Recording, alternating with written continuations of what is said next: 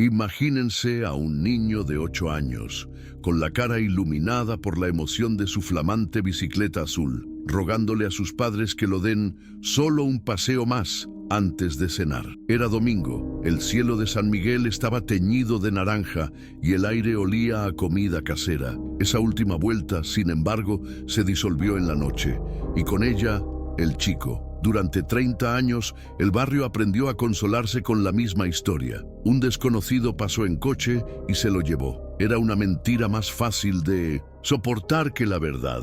Una leyenda que permitía a todos volver a dormir. Hasta que una excavadora, revolviendo la tierra en el terreno baldío a 500 metros de su casa, encontró algo que no era piedra. En el barro húmedo, un esqueleto de metal, retorcido, cubierto de óxido, pero inconfundible. El cuadro de una bicicleta infantil, la pintura, casi consumida por completo, aún susurraba un color azul. A Mateo nunca se lo llevaron, y el monstruo que se lo llevó nunca fue un extraño. Javier Torres conducía por las calles de San Miguel, sintiendo el peso de 30 años asentarse sobre sus hombros como una capa de polvo. A cada paso, un recuerdo agridulce lo asaltaba, fragmentos de una infancia que parecían pertenecer a otra persona, a una versión más ligera de sí mismo. El sol de Toluca caía sin piedad sobre el parabrisas, distorsionando la imagen de las coloridas y desgastadas fachadas de la colonia obrera que una vez llamó su hogar. Regresó no como un hijo pródigo, sino como un albacea, un arquitecto encargado de desmantelar el último bastión físico de su familia. La muerte de su madre, 2 semanas antes, había sido el golpe final a la ya maltrecha estructura de su pasado, obligándolo a emprender esta peregrinación a regañadientes. La casa al final de la calle lo esperaba en silencio, testigo impasible de la alegría que una vez albergó y de la tragedia que la vació. Al aparcar, el sonido del motor al calarse dio paso a un zumbido lejano e irritante. Era la maquinaria de construcción en el terreno baldío, un sonido que no pertenecía a su juventud, una nota discordante en la melancólica sinfonía de su memoria. Buscó la llave que su madre había guardado en el mismo cajón durante 40 años. La puerta crujió como un gemido de dolor, revelando la penumbra de la habitación. El aire estaba quieto, denso, con el característico aroma del luto, una mezcla de flores viejas, naftalina y ausencia de vida. Cada objeto parecía congelado en el tiempo, exactamente como lo había dejado su madre, como si se hubiera ido solo un instante y estuviera a punto de regresar, trayendo consigo el olor a pan fresco y el sonido de su risa. Javier caminaba lentamente por las habitaciones, sus pasos resonando en el silencio. Era arquitecto, un hombre acostumbrado a diseñar futuros, a construir estructuras desde cero. Aquí, sin embargo, su tarea era la contraria, la demolición de un legado. Necesitaba vaciar la casa, catalogar toda una vida de sentimientos y objetos, luego poner un cartel de "se vende" y cerrar la puerta para siempre. La culpa, su compañera más antigua y fiel, le susurraba al oído. Culpa por no haberlo visitado más, por haber construido su propia vida como una fortaleza para protegerse del dolor que emanaba de ese lugar, y la culpa primordial, la que dio origen a todas las demás. La tarde en que debería haber estado cuidando a su hermano. La primera tarea fue abrir las ventanas. Un rayo de luz se filtraba, revelando las partículas de polvo que danzaban en el aire como pequeños fantasmas. Empezó en la sala, guardando las baratijas de porcelana que tanto amaba su madre. Cada pieza era un ancla para un recuerdo. El pastor de cerámica, un regalo de cumpleaños de su padre. La bailarina, comprada en unas vacaciones excepcionales. Trabajaba metódicamente, casi mecánicamente, como una defensa contra la oleada de emociones que amenazaba con ahogarlo. Sus movimientos eran precisos, los de un hombre que busca escapar del desorden de su mente mediante el trabajo manual. El ruido de las excavadoras afuera parecía burlarse de su esfuerzo silencioso, un brutal recordatorio de que el mundo seguía girando, construyendo y destruyendo, indiferente a su santuario de dolor. Si te conectas con esta historia, suscríbete al canal y comenta desde qué ciudad o país la estás viendo. Queremos saber el alcance de nuestras historias. En la oficina de su padre, los trofeos de fútbol acumulaban una fina capa de polvo. El brillo del metal se había apagado con el tiempo. Javier limpió uno de ellos con la manga de su camisa, el trofeo del campeonato de 1989. Recordó ese día, la euforia de su padre, la fiesta que habían dado en el patio trasero. Mateo, de 6 años, había estado intentando levantar el trofeo, que era casi tan alto como él, y todos reían. El recuerdo era tan vívido que por un momento pudo oír las risas, oler la carne asándose en la parrilla. Pero la imagen se desvaneció tan rápido como había llegado, dejando atrás solo el silencio opresivo de la casa vacía y el peso del trofeo frío en sus manos. Lo envolvió en periódico y lo metió en la caja, junto con las demás reliquias de una felicidad perdida. El barrio de San Miguel permanecía extrañamente igual. Las fachadas descascarilladas, los perros callejeros durmiendo a la sombra, los niños jugando a la pelota en la calle polvorienta. Era un microcosmos que había resistido el paso del tiempo, un lugar donde los secretos y los chismes se transmitían de generación en generación, susurrados en supermercados y en las puertas. Al mirar por la ventana, Javier vio los rostros de sus vecinos, ahora mayores, marcados por las mismas líneas de preocupación que veía en el espejo. Lo saludaron con una respetuosa inclinación de cabeza, un gesto que transmitía tanto la condolencia por la muerte de su madre como el recuerdo imborrable del niño desaparecido. Pasaba sus días inmerso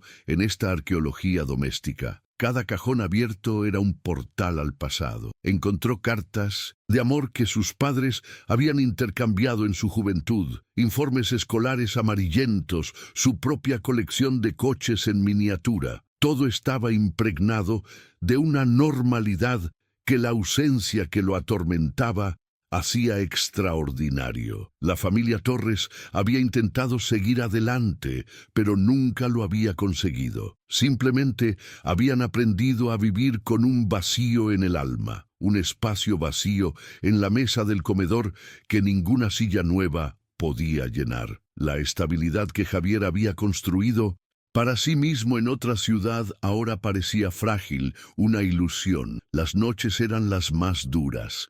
El silencio de la casa se amplificaba con la oscuridad y los sonidos habituales de un edificio antiguo, el crujido de la madera, el goteo de un grifo, se transformaban en susurros, en pasos.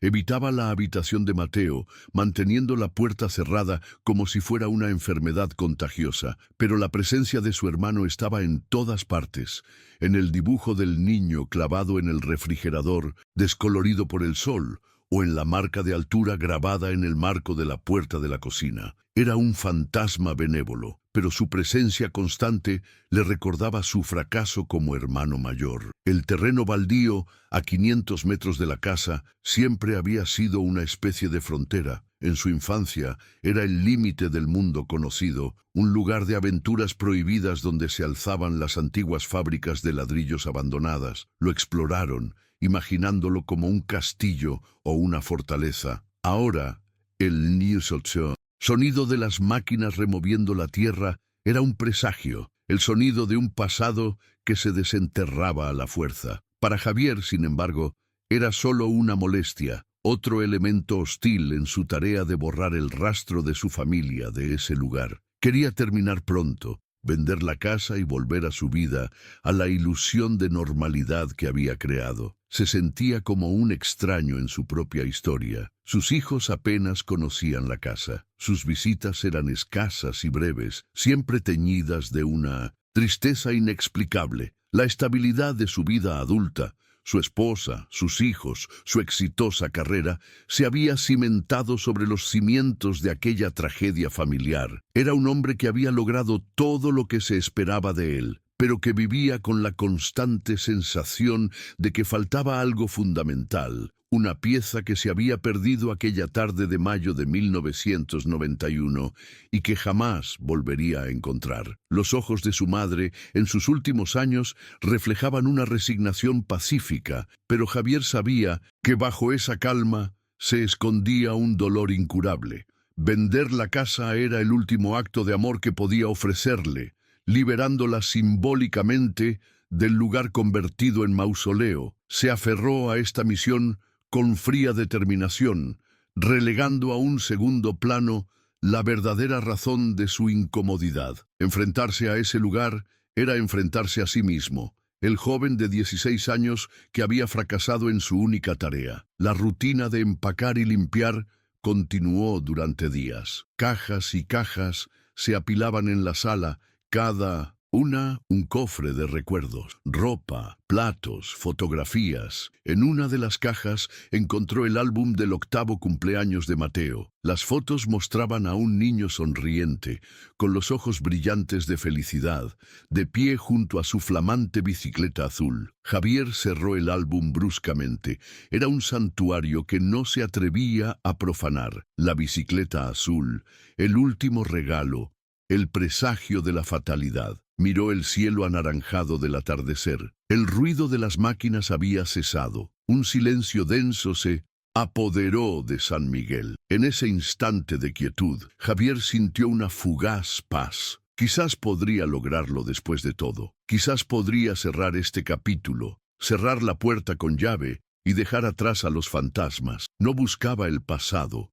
Creía que estaba muerto y enterrado. Poco sabía que el pasado simplemente estaba latente, esperando pacientemente, a solo unos metros de distancia, a ser despertado. Era una calurosa tarde de agosto. El aire era denso y quieto. Javier llevaba una última caja de porcelana antigua a su coche, con el sudor goteando por la frente. La tarea era agotadora, tanto física como emocionalmente, pero la visión del coche casi lleno presagiaba un fin inminente. Le dolía el cuerpo, pero su mente estaba concentrada en terminar, en escapar. Fue entonces cuando una sombra se abalanzó sobre él. Se giró y vio a un hombre alto, de piel bronceada por el sol, con un sombrero de ala ancha. Era el capataz de la obra. El hombre sostenía el sombrero entre las manos, en un gesto de respeto o nerviosismo, y su expresión era seria, evitando el contacto directo con los ojos de Javier. No era la cara de alguien que viniera a disculparse por el ruido. «Señor Torres, disculpe la molestia», empezó el capataz con voz baja y ronca. «No pretendíamos molestarlo, pero encontramos algo. En el terreno, una de las excavadoras, cerca de la antigua cantera de arcilla, creemos que podría pertenecer a su familia». Las palabras flotaban en el aire denso, cada una como una piedra en el estómago de Javier. No lo entendió al instante. Algo perteneciente a su familia, enterrado en el terreno baldío. La lógica tardó en conectar, pero su cuerpo reaccionó primero. Una oleada de frío le recorrió la espalda, a pesar del calor sofocante. Su corazón, que antes latía con fuerza al ritmo agotador del trabajo, empezó a latir desbocado. Simplemente asintió, incapaz de formular una pregunta. Siguió al hombre, abandonando la caja de platos en el suelo. Sus pies se movieron solos, cruzando la calle polvorienta hacia la obra. El mundo a su alrededor pareció encogerse. Su campo de visión se redujo hasta centrarse únicamente en la ancha espalda del capataz. El sonido de las cigarras, antes un ruido de fondo, se volvió ensordecedor. Cada paso levantaba una pequeña nube de polvo, y Javier sintió que se le secaba la garganta, que el aire le faltaba. No quería ver. Una parte desesperada de su mente le gritaba que diera media vuelta y corriera, que se subiera a su coche y se marchara para no volver jamás. Pero la otra parte, la que había cargado con la culpa durante 30 años, lo impulsaba a seguir adelante. El capataz se detuvo cerca de un montículo de tierra removida, junto a una excavadora amarilla que yacía silenciosa, como un animal dormido. Un pequeño grupo de trabajadores permanecía allí, en silencio, con una mezcla de curiosidad y lástima en sus rostros. Le abrieron paso a Javier, y entonces lo vio. No era algo, era ella. Entre la tierra Oscura y húmeda, retorcido y cubierto de óxido, yacía el cuadro de una bicicleta infantil. La pintura azul, aunque desgastada, manchada y casi completamente consumida por la corrosión, aún era vaga e inconfundiblemente reconocible. La bicicleta de Mateo. El aire finalmente abandonó sus pulmones con un doloroso siseo. No era un juguete, era un artefacto fantasmal, un esqueleto de metal que gritaba la verdad que todos temían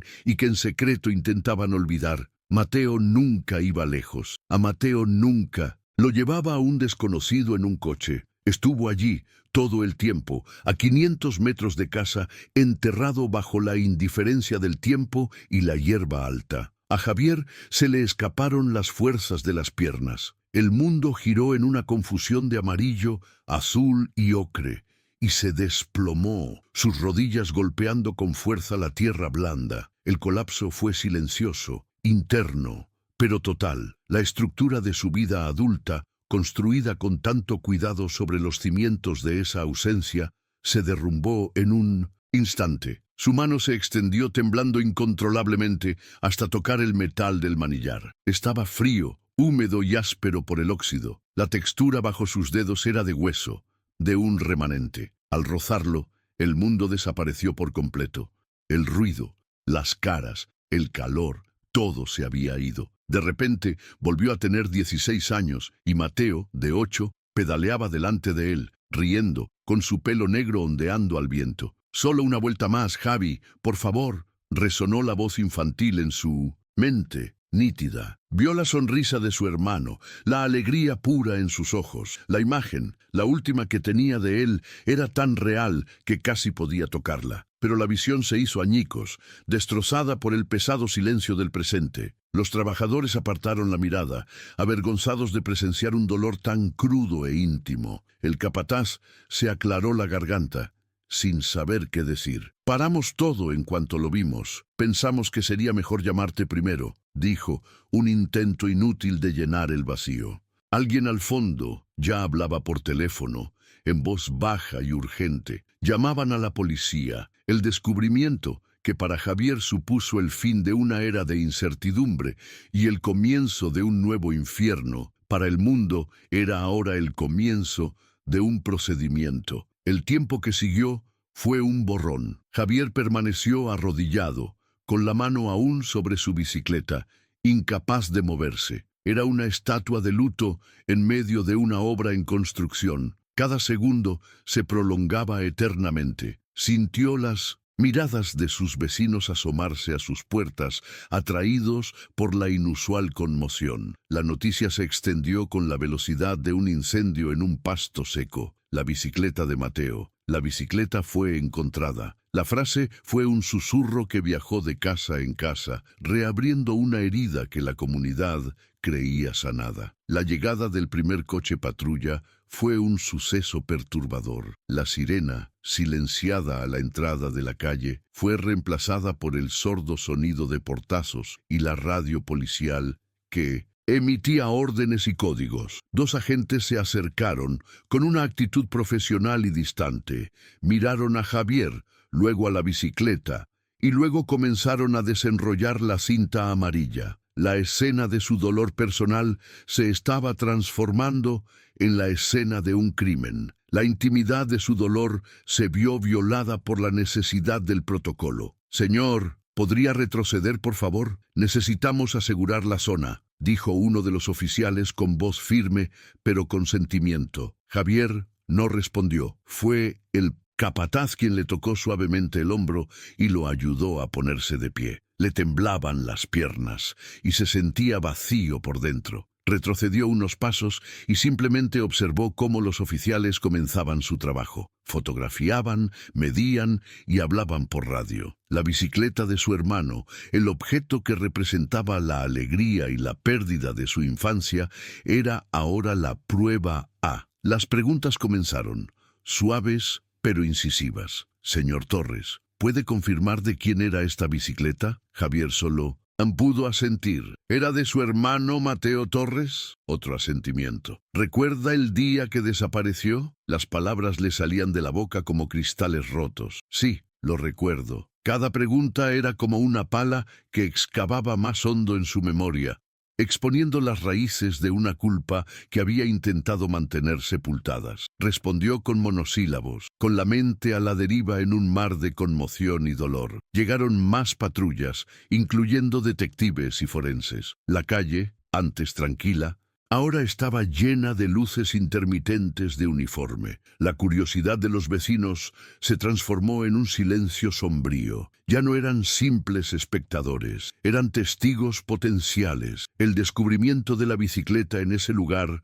lo cambió todo. El monstruo que siempre habían imaginado que venía de afuera, de otra ciudad, podría no haber existido jamás. La verdad era mucho más aterradora. El mal siempre había estado allí, entre ellos, respirando el mismo aire, caminando por las mismas calles. Javier observó impasible cómo dos peritos forenses, con guantes, levantaban con cuidado la bicicleta de la tierra y la metían en una gran bolsa de pruebas. El acto le pareció profano, como retirar una lápida de una tumba. El objeto que lo había conectado tan visceralmente con su hermano desapareció en un envoltorio de plástico, convirtiéndose en parte de una investigación fría e impersonal. El agujero en la tierra donde la bicicleta había reposado durante 30 años le pareció un grito, silencioso, una herida abierta en la tierra. Mientras los peritos forenses cargaban la bolsa en la camioneta, se hizo un silencio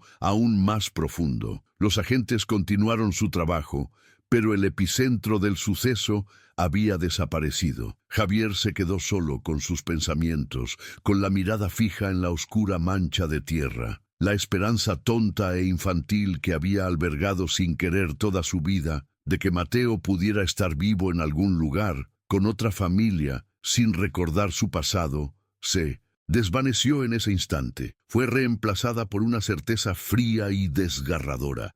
El capataz se acercó de nuevo, con la angustia grabada en el rostro. «Señor, lo siento mucho. Lo siento de verdad. No teníamos ni idea». Javier simplemente negó con la cabeza. No era su culpa. No era culpa de nadie. O tal vez era culpa de todos. Por olvidar, por seguir adelante, por dejar que la maleza creciera sobre un secreto tan terrible. Le dio la espalda al campo y comenzó a caminar de vuelta a casa de su madre, cada paso más pesado que el anterior. Ya no veía las calles de su infancia, veía una red de mentiras silenciosas. Ya no veía los rostros amables de sus vecinos, veía máscaras que podían ocultarlo todo. La casa, antaño un mausoleo de tristeza familiar, se había convertido en el epicentro de un misterio activo y aterrador. El pasado no había muerto, había sido exhumado, y ahora, con su armazón oxidado y su pintura azul descolorida,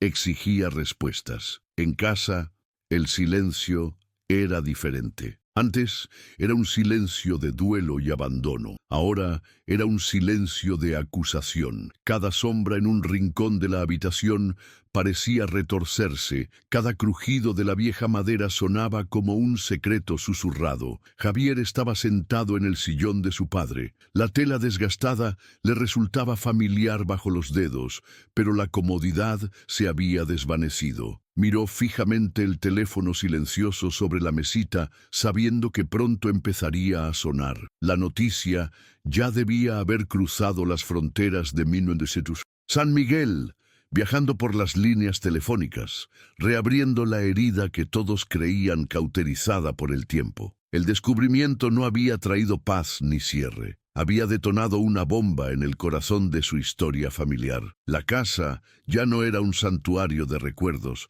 sino el epicentro de una investigación. Objetos que una vez evocaron una nostalgia agridulce, ahora parecían pistas potenciales. El álbum de fotos, las cartas, los diarios de su madre. Todo estaba manchado por la nueva y terrible verdad. La bicicleta no se la habían llevado. Se había hundido en la tierra a pocos pasos, un secreto guardado por la propia geografía del barrio. Durante 30 años habían llorado a un niño secuestrado por un fantasma, cuando el monstruo, muy probablemente era de carne y hueso, dándoles los buenos días en la calle. La vida normal que se había construido parecía una farsa, un castillo de naipes construido sobre un terreno inestable que acababa de ceder. La historia oficial de la desaparición de Mateo Torres, ocurrida el 19 de mayo de 1991, fue una triste leyenda grabada en la memoria colectiva de San Miguel. El niño de 8 años, extasiado con su bicicleta azul, que había recibido como regalo de cumpleaños la semana anterior, les rogó a sus padres que le dieran solo una vuelta más a la manzana. Era domingo por la tarde, el cielo se teñía de naranja y rosa, y el olor a comida casera impregnaba el aire. Javier, de 16 años, estaba en la sala, distraído con el televisor, y solo escuchó el distante permiso de su madre, seguido de un «no tardes». Estas fueron las últimas palabras que su madre le dirigió a su hijo menor. Ese solo una vuelta más se alargó en un silencio que pronto se volvió inquietante. Cuando cayó la noche y Mateo no regresó, cundió el pánico. Primero la búsqueda frenética de los padres, gritando su nombre por las calles. Luego, los vecinos se reunieron, linternas en mano, registrando patios y terrenos. Javier recordó el rostro de su padre, una máscara de terror reprimido, mientras organizaba las partidas de búsqueda. Recordó el llanto ahogado de su madre en la cocina, un sonido que se convertiría en la banda sonora de su hogar durante años. Él, el hermano mayor, corría por las calles oscuras, con el nombre de Mateo desgarrándole la garganta. La culpa ya empezaba a hundirle las garras en el corazón. La búsqueda oficial que siguió fue masiva, pero desesperadamente ineficaz. La policía de entonces, con recursos limitados y poca experiencia en casos de personas desaparecidas, se aferró a pistas endebles. Un vecino mencionó haber visto un coche desconocido circulando por la zona días antes. Otro habló de un vagabundo visto cerca de la antigua fábrica de ladrillos. Estas pistas, aunque vagas, ofrecían una dirección para la desesperación. Era más fácil, más soportable, creer que la amenaza venía de fuera. La investigación se centró en esta posibilidad, buscando fantasmas en otras ciudades, mientras que la respuesta, brutal y concreta, se hundía en el barro a pocos metros de distancia. Con el paso de los meses y el descenso de los resultados, la teoría del secuestro por desconocidos se consolidó. Se convirtió en la narrativa reconfortante de la comunidad.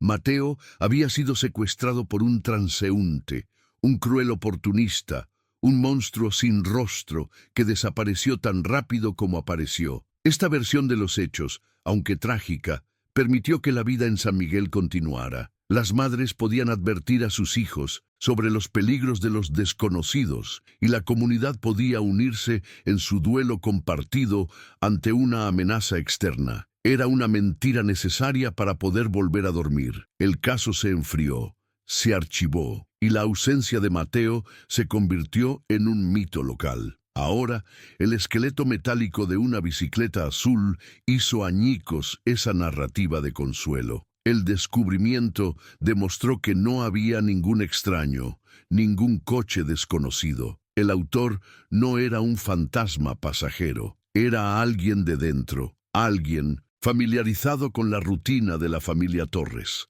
Alguien que vio a Mateo dar su último paseo, alguien que pudo haber participado en la búsqueda inicial, ofreciendo un hombro para llorar, llevándole un vaso de agua a su madre con la tierra del pozo de barro aún bajo las uñas. Este pensamiento era infinitamente más aterrador que cualquier monstruo sin rostro. Javier miró por la ventana de la sala, la misma ventana por la que su madre debió haber mirado miles de veces, con la esperanza de ver a su hijo doblar la esquina. Podía ver la calle, las casas conocidas, los vecinos, pero ya no los veía de la misma manera. Cada rostro era ahora un signo de interrogación. Doña Carmen, de la tienda de comestibles, que siempre le daba dulces a Mateo. El señor Rodríguez, el vecino gruñón que se quejaba del ruido de los niños. Los hijos mayores de los Ramírez, que a veces jugaban con él. Todos eran sospechosos en potencia, todos eran guardianes de un secreto, consciente o inconscientemente. La paranoia era una enredadera venenosa que crecía rápidamente y sofocaba sus pensamientos. La comunidad reaccionó como un organismo desesperado. Las primeras llamadas a Javier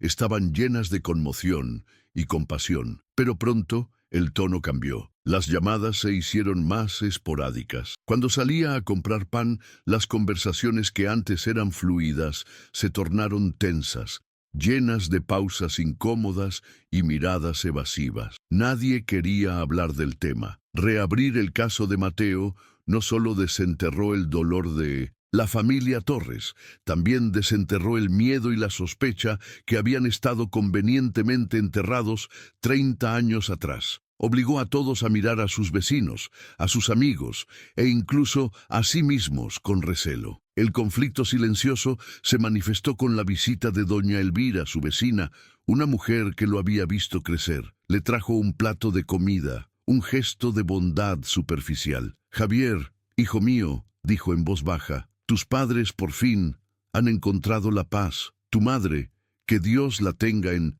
su gloria, ha aprendido a vivir con ello. Quizás sea mejor dejar que los muertos descansen en paz. Pensar en el pasado solo trae más dolor». Sus palabras, aunque pronunciadas con aparente preocupación, tenían un significado diferente. Era una advertencia, una súplica para que no perturbara el frágil equilibrio de la comunidad. Deja las heridas como están. No busques respuestas que nadie quiere oír. Pero para Javier era demasiado tarde. La paz era una ilusión que ya no podía permitirse. La culpa que había cargado en silencio durante 30 años se había convertido en su motor. Ya no se trataba solo de su dolor ni del de sus padres. Se trataba de Mateo, de un niño de 8 años cuya vida había sido arrebatada y cuyo asesino podría seguir viviendo impune, protegido por un pacto de silencio y olvido. La resignación dio paso a una obsesión fría y concentrada. No se iría.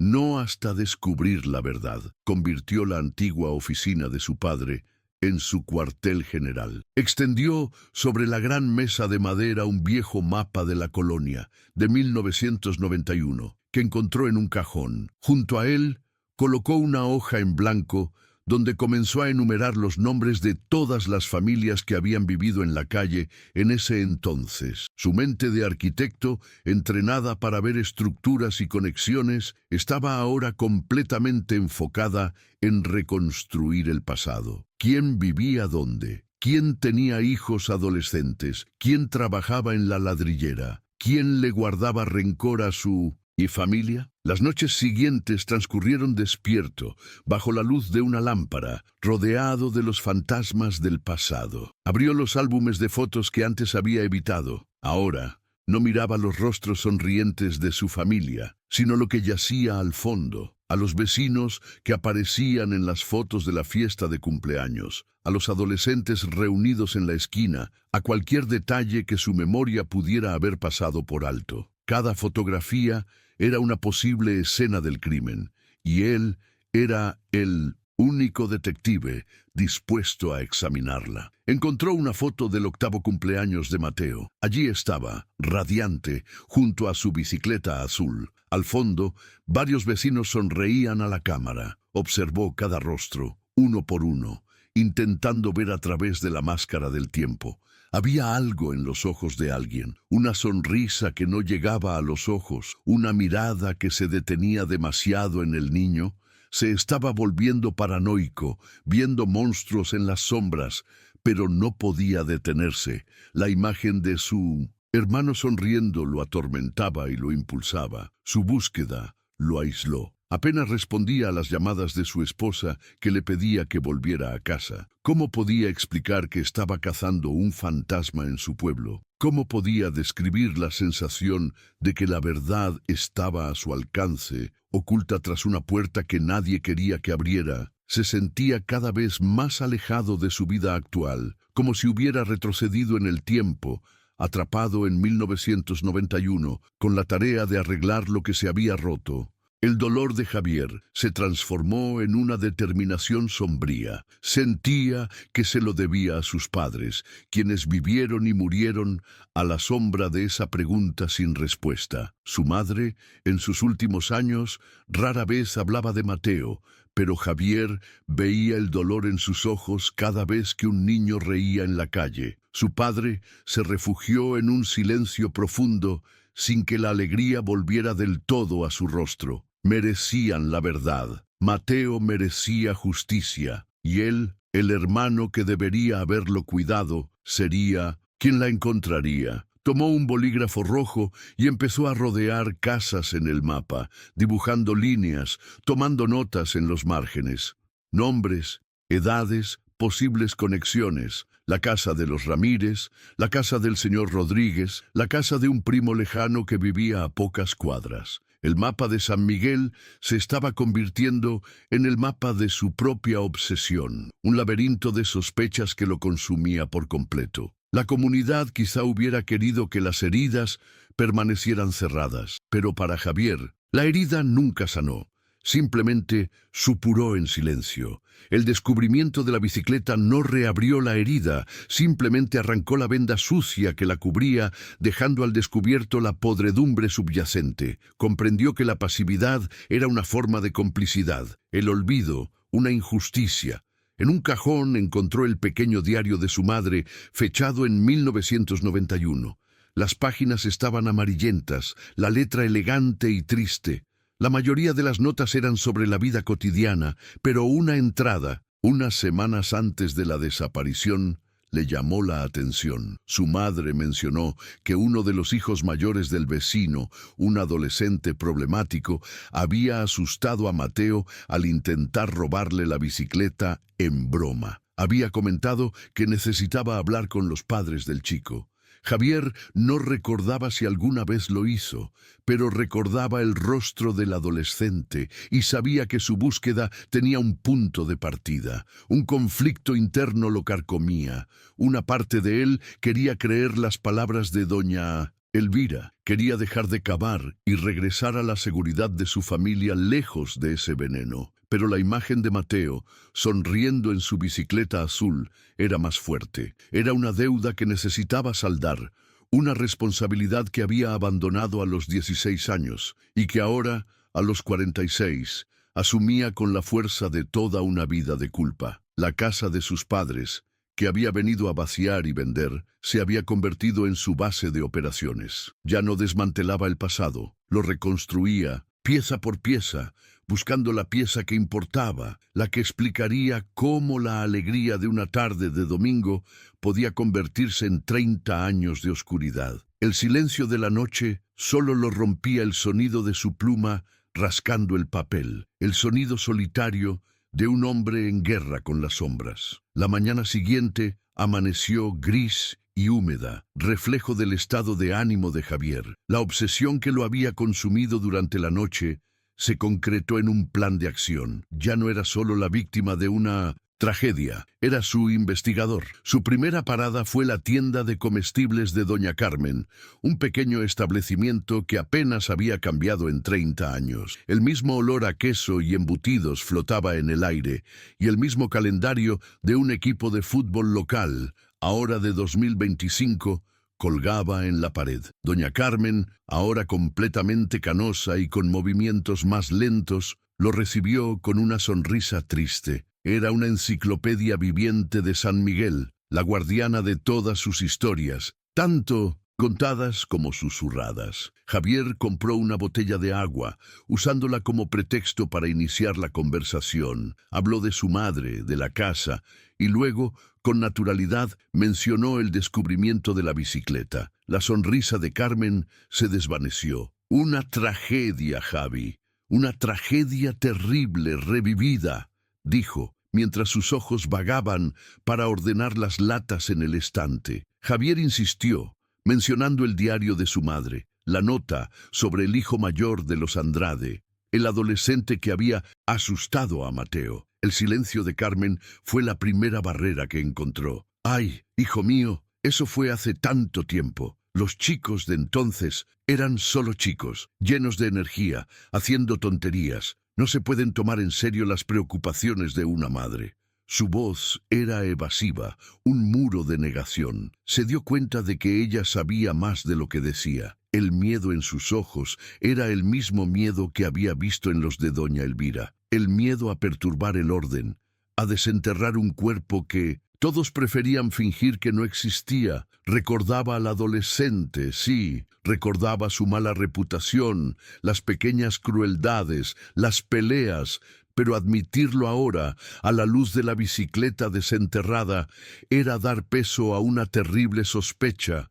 Era acusar al hijo de un vecino, un hombre al que aún veía en la calle. Javier salió del supermercado con la botella de agua y una amarga certeza. La comunidad había elegido el olvido como forma de supervivencia. Su siguiente parada lo llevó a un barrio modesto, a las afueras de Toluca. Allí vivía Horacio Vélez, el policía retirado que dirigió la investigación original. Javier lo encontró regando un pequeño jardín frente a una casa sencilla. Vélez era un hombre encorvado, no tanto por la edad, sino por el peso de los fracasos que cargaba. Sus ojos, al reconocer a Javier, se llenaron de una familiaridad vieja y cansada. Lo invitó a entrar, a una cocina que olía a café rancio y soledad. «Oí lo de la bicicleta», dijo Vélez, sin rodeos. Era solo cuestión de tiempo para que apareciera algo. Javier pidió ver los expedientes, las notas, lo que fuera. Vélez soltó una risa amarga. ¿Archivos? Caramba, esos archivos se perdieron en una inundación en el almacén de la comisaría hace más de una década. O quizás fue un incendio, o quizás simplemente desaparecieron, como tantas otras cosas en ese departamento. La verdad es que a nadie le importó lo suficiente como para conservarlos. El cinismo del expolicía era un muro aún más alto que el silencio de doña Carmen. Era el muro de la indiferencia institucional. El caso de Mateo era solo uno más en un montón de tragedias sin resolver. Sin embargo, Vélez, quizá impulsado por un persistente sentimiento de culpa, rebuscó en su memoria. Recordó al adolescente Andrade. Sí, lo interrogamos. El chico era un delincuente de poca monta, pero tenía una coartada. Toda la familia juró que estaba en casa desesperado ese día. No teníamos nada en su contra, solo un mal presentimiento. Un mal presentimiento. Era todo lo que quedaba de la investigación oficial. Vélez le aconsejó a Javier que lo dejara pasar. Estás persiguiendo un fantasma en un cementerio lleno de mentirosos. Este pueblo, San Miguel, guarda sus secretos hasta la muerte. Ignorando el consejo, Javier fue a la biblioteca pública de Toluca. Pasó horas en una habitación silenciosa y polvorienta, hojeando microfilmes de periódicos de mayo y junio de 1991. El zumbido de la máquina era el único sonido. Mientras noticias de un mundo olvidado pasaban ante sus ojos, buscó cualquier cosa. Una nota sobre vandalismo en la ladrillera, una mención a los Andrade, un artículo sobre delitos menores en la zona. La mayor parte era irrelevante, pero entonces lo encontró. Una pequeña nota en la sección de policía, fechada una semana después de la desaparición de Mateo. Hablaba de una pelea cerca de la ladrillera abandonada, donde un joven había resultado herido. No se mencionaron nombres, pero el lugar era una coincidencia demasiado cruel. La búsqueda lo consumía. Apenas comía, apenas dormía. La casa de sus padres era un caos de papeles, mapas y fotos. Una noche, exhausto, llamó a su esposa. Su voz, llena de preocupación, parecía venir de otro universo. «Javi, por favor, vuelve a casa. Tus hijos te extrañan. No puedes arreglar el pasado». Intentó explicarlo, pero no le salían las palabras. ¿Cómo describir la certeza visceral de que estaba en lo cierto? La sensación de que la verdad estaba ahí, burlándose de él, oculta a plena vista. La llamada terminó con un abismo de silencio entre ellos. Estaba solo en esto. Se quedó mirando su reflejo en un cristal oscuro. Vio a un hombre de 46 años con los ojos de un octogenario. La culpa que lo había definido durante tanto tiempo estaba siendo reemplazada por una rabia fría que lo aterraba. Dudaba de sí mismo. ¿Y si Vélez tenía razón? ¿Y si solo se estaba torturando a sí mismo y a todos los que lo rodeaban, persiguiendo sombras en su propia mente atormentada? La imagen de Mateo sonriendo en su bicicleta le vino a la mente. No, no podía parar. Ahora no. Con el nombre del adolescente y el recuerdo de Vélez, hizo lo que había estado posponiendo. Descubrió dónde vivía Ricardo Andrade, no muy lejos de San Miguel, en una casa de clase media con garaje para un coche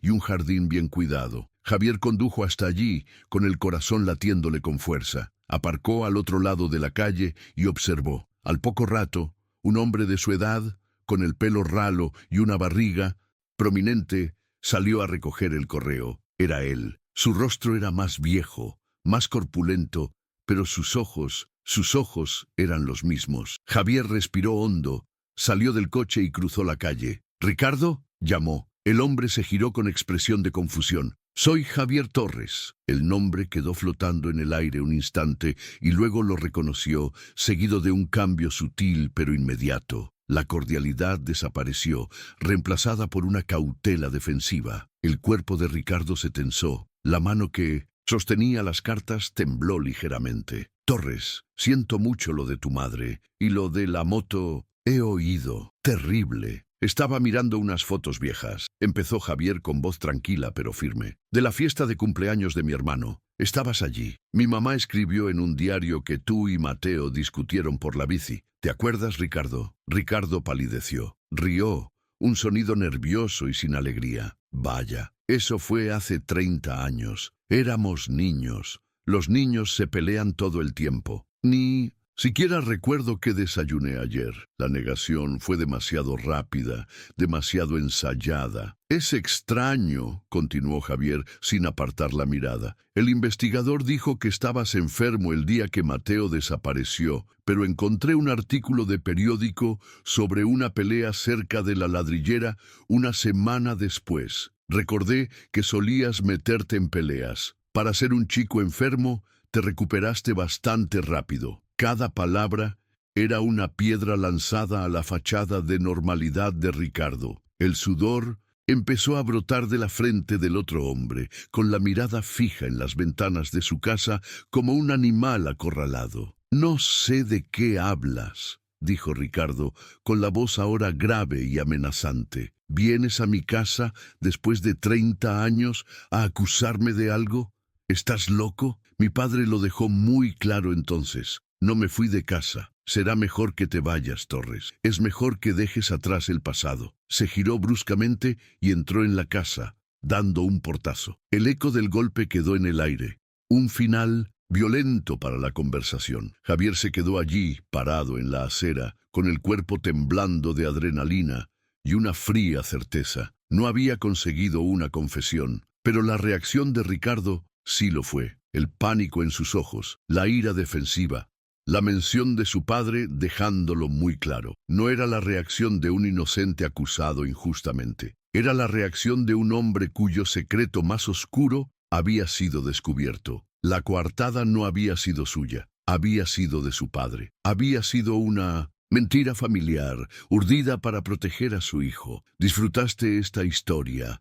Dale a me gusta y suscríbete al canal. Seguimos con el video. El regreso a casa de sus padres fue un trance. El enfrentamiento no le trajo ningún alivio, solo una confirmación escalofriante. No tenía pruebas.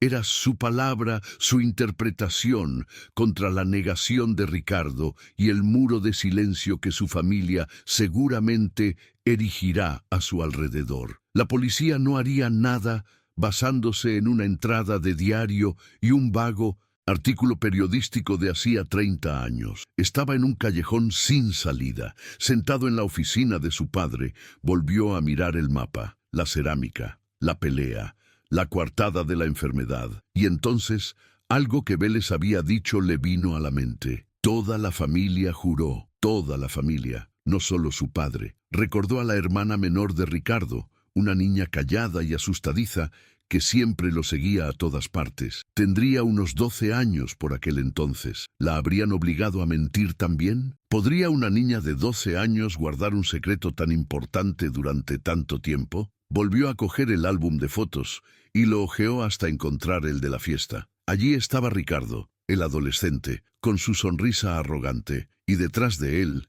casi oculta, estaba su hermana, la pequeña Sofía. No sonreía. Miraba la bici azul de Mateo con una expresión que Javier no habría notado en ese momento, pero ahora, con ojos de investigador, la vio. No era envidia, era miedo. De repente, la búsqueda adquirió un nuevo enfoque. Ya no se trataba de Ricardo, se trataba de ella, Sofía. Ella era la grieta en el muro, la testigo silenciosa que quizás había sido aterrorizada y silenciada. Encontrarla, hablar con ella, se convirtió en su nueva y desesperada misión. Ella era la única llave que podía abrir la puerta que había permanecido cerrada durante 30 años. Empezó a buscar en redes sociales y registros públicos cualquier rastro de Sofía Andrade. Descubrió que se había casado, cambiado de apellido y se había mudado a otra ciudad hacía años, como para distanciarse lo más posible de San Miguel y su familia. Para Javier, esta huida fue una confirmación más. Nadie huye de los pasados felices. La noche volvió a caer, pero Javier no sentía cansancio. Su ira había sido reemplazada por una claridad penetrante. El camino era incierto y peligroso, y no sabía qué encontraría al final.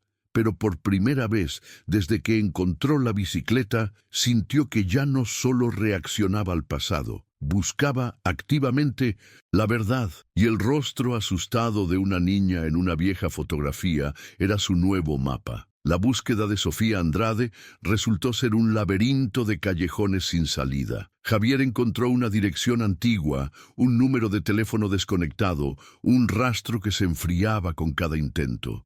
Era como si se hubiera esforzado por borrarse del mundo que conocía, por convertirse en un fantasma. Quizás había construido una nueva vida sobre la base de ese terrible secreto, y lo último que quería era que alguien de su pasado llamara a su puerta. La policía, a su vez, cerró oficialmente la nueva investigación, sin cuerpo, sin confesión, y con el único sospechoso plausible protegido por una coartada familiar de 30 años, no había a dónde ir. El caso de Mateo Torres se cerró por segunda vez. Javier se quedó con una verdad que no podía probar, un veneno que solo él podía beber. Vio a Ricardo en su mente, viviendo su vida suburbana, con el secreto guardado en algún oscuro sótano de su memoria. El asesino de su hermano no era un genio criminal. Solo era un hombre mediocre, protegido por la herramienta más poderosa de todas, el tiempo. El tiempo que borra las pruebas, que debilita los recuerdos, que hace la verdad tan incómoda que la sociedad prefiere aceptar las mentiras. La justicia para Mateo no llegaría en un tribunal, tal vez nunca. En uno de sus últimos días en San Miguel, vio a Ricardo salir de un supermercado, empujando un carrito lleno con un niño pequeño, sentado en el asiento. Se rieron de algo, una escena de normalidad doméstica. Sus miradas se cruzaron un instante al otro lado del estacionamiento. No hubo palabras ni gestos, pero en el breve destello de pánico en los ojos de Ricardo, seguido de una frialdad desafiante, Javier hizo su última confesión. Fue una confesión silenciosa y macabra. Ricardo sabía que lo sabía, y sabía que no podía hacer nada. Esta impotencia era una tortura más profunda que la incertidumbre jamás había sido. El terreno baldío, la escena del crimen, había desaparecido. Donde la excavadora había desenterrado la bicicleta, una losa de hormigón fresco brillaba al sol. Se construían los cimientos de una nueva casa sobre la tierra que había guardado el secreto de Mateo durante 3 décadas. Javier observaba a los obreros. El ruido de la construcción sonaba ahora como la risa final del olvido. La vida seguía adelante, literalmente pavimentando el pasado, construyendo nuevas historias sobre las ruinas de una tragedia. La comunidad de San Miguel pronto tendría una nueva familia viviendo allí, sin conocer jamás al fantasma que dormía bajo sus pies. Esa imagen fue lo que finalmente lo convenció. No podía quedarse allí más tiempo. Quedarse en San Miguel sería ahogarse en ese pozo de silencio y complicidad. Luchar contra él sería luchar contra una ciudad entera que había decidido olvidar. Regresó a la casa de sus padres, que ahora estaba casi vacía, resonando con sus pasos solitarios. La tarea que había venido a cumplir, la de vaciar la casa, ahora parecía una cruel metáfora de su propio vaciamiento. Guardó la última fotografía, cerró la última maleta. El arquitecto había completado la demolición. Dio un último paseo por las silenciosas habitaciones. Pasó la mano por la marca de la altura de Mateo en el marco de la puerta, un último adiós. La habitación de su hermano, cuya puerta había evitado durante tanto tiempo, permanecía cerrada. Algunas tumbas no deben ser tocadas. Ya no era el mismo hombre que había llegado allí semanas atrás. Ese Javier, el arquitecto de establos y hombre de familia, había sido un cascarón. El descubrimiento de la bicicleta lo había destrozado, revelando al hombre que era ahora. Alguien que había mirado a los ojos del mal y había descubierto que tenía un rostro terriblemente familiar. Al salir y cerrar la puerta con llave por última vez, miró calle abajo. Vio a doña Elvira barriendo la acera, quien lo saludó con un gesto contenido. Vio a los niños de los vecinos jugando, sus risas resonando en el aire de la tarde. Pero todo estaba teñido de su nueva percepción. Ya no veía una comunidad unida, sino una conspiración de silencio. Cada sonrisa amistosa podía ocultar una complicidad macabra. Cada ventana cerrada podía albergar una verdad no dicha. San Miguel no era su hogar, era un cementerio de secretos. Subió al coche. El motor sonaba extrañamente fuerte en la quietud de la calle. Ya no sentía la culpa del hermano mayor que había fracasado. Esa culpa había sido reemplazada por algo más pesado, la certeza. La certeza llegaba sin que se hiciera justicia. Era una carga que soportaría solo, una historia que no podía contarle a nadie por completo, pues la prueba definitiva estaba encerrada para siempre tras la mirada aterrorizada de una niña en una vieja fotografía. Mientras se alejaba, miró por el retrovisor y vio cómo la casa de su infancia se encogía hasta convertirse en una más entre muchas. Dejaba atrás San Miguel, pero sabía que San Miguel nunca lo abandonaría. El fantasma de Mateo ya no era el triste recuerdo de una pérdida inexplicable. Ahora era un compañero constante, el espectro de una injusticia conocida e impune, un pasajero silencioso en su viaje de regreso a una vida que nunca volvería a ser la misma. Se había encontrado la bicicleta, pero no el cuerpo de Mateo. Se había descubierto la verdad, pero la justicia seguía enterrada. ¿Qué es más aterrador que un misterio sin resolver? Un misterio resuelto que no se puede probar. La herida no trajo consigo un cierre, sino un nuevo tipo de dolor, más íntimo y sofocante. Mientras el camino se extendía ante él, una última pregunta lo rondaba, una pregunta que resonaría durante el resto de sus días. Era el hombre responsable de llevarse a su hermano, el hombre con el que se cruzó en el supermercado, que aún vivía tranquilamente en esa misma comunidad, observándolo en silencio, a salvo en un secreto guardado durante más de 30 años. ¿Encontró alguna vez un gesto de bondad que cambiara una vida? Dona un corazón si crees que la verdad, aunque duela, siempre es necesaria. Suscríbete para más historias que nos hagan reflexionar. Comenta, la justicia no tiene tiempo, si también crees que el pasado nunca muere.